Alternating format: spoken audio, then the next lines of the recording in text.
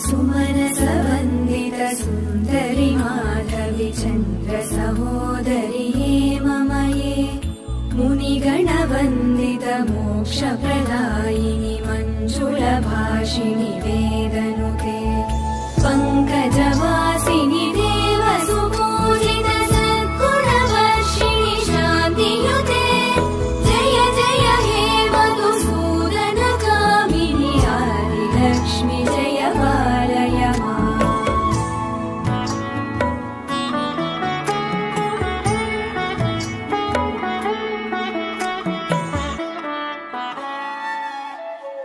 अयि कलिकल्मषनाशिनि कामिनि वैदिकरूपिणि